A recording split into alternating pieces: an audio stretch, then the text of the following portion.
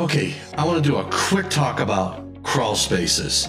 Had a little revelation during my task group meeting this week, and I just wanted to share a little bit about what I learned and some of the reasons why we do what we do. Okay, so crawl spaces is a term that's used, I would say, about a handful of times in the National Electrical Code. The first place you'll find crawl space referenced is in 110.26 when we're talking about limited access, and this is in the 1000 volts nominal or less area of the National Electrical Code.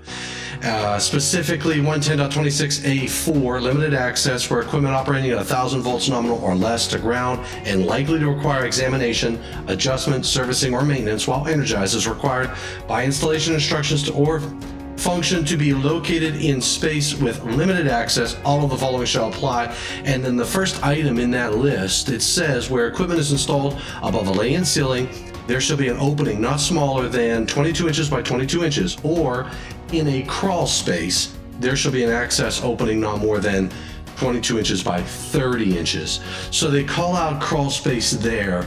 But that's not what drives a lot of people to say we need a definition of crawl spaces. What drives the definitions, in my opinion, in my humble opinion, what drives a lot of the definitions in the National Electrical Code are requirements that pertain specifically to those areas. The 110 section that we just talked about didn't drive public inputs to define what a crawl space was. What drove public inputs to define a crawl space is 210.8 GFCI requirements. Now, we have 210.8. We have a requirement for crawl spaces, receptacles in crawl spaces at or below grade level in a couple areas. One is in A and the other is in B. But remember, 210.8A and B pertain to receptacle outlets in these areas. Now, in the 2017 code, we as Panel 2, and again, I'm speaking on my behalf, not the behalf of Code Making Panel 2, but Panel 2 got public inputs and accepted changes to create a requirement in 210.8C that crawl space lighting outlets shall be provided with GFCI protection. And that was driven by a death, or a couple deaths, where workers backed up against, were in a crawl space, their back went up against a light fixture, a light bulb, broke that light bulb, and they were electrocuted in that space. It's a tight space. You're probably sweating, all that other good stuff. You've got the perfect recipe for shock. So what happened was, so we have a requirement. Then after that, in the 2020 cycle, we got public inputs that sought to define what is a crawl space. Now, during the 2020 cycle, somebody made the comment when we were debating. I think there were a couple public inputs that said, if the height of the room is less than, say, 6 foot or 6 foot or less, or 6.5 foot, whatever the numbers were. They were going off the height of the room, and there was one individual on the code panel that made the statement that they were in a crawl space where the room had a ceiling of 15 foot. And I sort of chuckled when I first heard it, but I didn't get the appreciation for it until this week, actually. We resolved those definitions last cycle, and they all had multiple issues. But that comment from the one panel member, and I had a couple other people on the panel to shake their head, yeah, I've been there. I never made a comment, I didn't raise my hand and go, well, how could you be in a crawl space and it's 15 foot? So in my mind, this is a crawl space, okay? In my mind, this is what I'm considering, and when I hear crawl space, this is what I vision. But this week, on our task group, Code Making Panel 2 task group meeting, we had this discussion about crawl spaces, and we were looking at public inputs on 210.8C, which covers the ground fault circuit interrupter protection for lighting outlets in crawl spaces. And there were a couple public inputs that sought to identify a height of the ceiling of the room. And I believe one of our code panel members made the statement about being in that 15-foot tall room again. But in addition to that, he made the statement that there was so much equipment in that room that you had to crawl around because of ductwork and everything else that was installed. So I had a light bulb go off, and I was like, right, now I completely understood the comment that was made last cycle.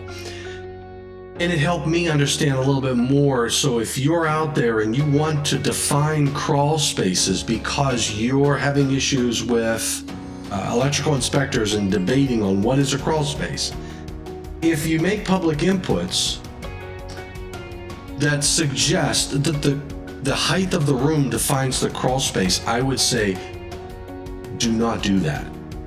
The height of the room, the height of the ceiling in the room does not define the crawl space. It's the equipment that defines the crawl space, possibly. In this example, the height of that ceiling in that crawl space defines the crawl space. But if I was in a room 15 foot tall and I had ductwork that was 10 foot tall, and then I had conduit that added another foot to the bottom of that ductwork that filled that room. Now I have a ceiling in a room that's 15 foot tall, and if I drove language off the ceiling, that would not be considered a crawl space. But because of all of the other hardware, I'm still on my hands and knees, probably even more so than what this picture is. That's a crawl space. Now, I don't know the proper language and how you would probably define it if you would need the definition. I look at a crawl space, when I see it, I know what it is. So anyway, I think what I took away this week, which I thought was really interesting, and it was one of those aha moments, was that the height of the ceiling in a room does not define the crawl space. The crawl space is defined between the distance between the floor and whatever it is you have to crawl under. Whether it be the ceiling, in this case, or it could be ductwork that's in that room, and you have a 10-foot ceiling, and you have ductwork, and you have conduit, and you have pipe, and you're still crawling around. If you've got to get on your hands and knees to get through it, then you're probably in a crawl space. And in my opinion, you'll know a crawl space when you see it. Anyway, so 210.8 A and B, receptacle outlets in crawl spaces need to have GFCI protection. 210.8C, you have to have GFCI protection for lighting outlets not exceeding 120 volts installed in crawl spaces. And then the only other mention of crawl spaces that I could find is back in 334, where it says in 334.15 Charlie, so 334.15 is exposed work. So 334.15 is exposed work, and 334.15C, Charlie, it says in unfinished basements and crawl spaces, where a cable is run at angles with joists in unfinished basements and crawl spaces, it shall be permissible to secure cables not smaller than 2 number 6 or 3 number 8 conductors directly to the lower edges of joists. So this talks about installing that NM wire. So in any case, these are the only places in the National Electrical Code where you're going to find references to a crawl space. And 334 didn't drive the need to have a definition of a crawl space. 110 didn't drive the need to have a definition of a crawl space. It was the GFCI protection requirements in 210.8, specifically a lighting outlet, that all of a sudden we don't know what a crawl space is. So regardless, if you're looking for a definition, nothing has passed yet. And even if you try to put some language in 210.8C to limit that requirement of GFCI protection, please don't drive your requirements off the height of the room. All right. And hopefully this gives you a little bit more insight to why that won't work for you. And look forward to your public input next cycle. So thanks for watching. Please, thanks for what you do for the electrical industry, and thanks for what you do for electrical safety. Stay safe, and please stay healthy.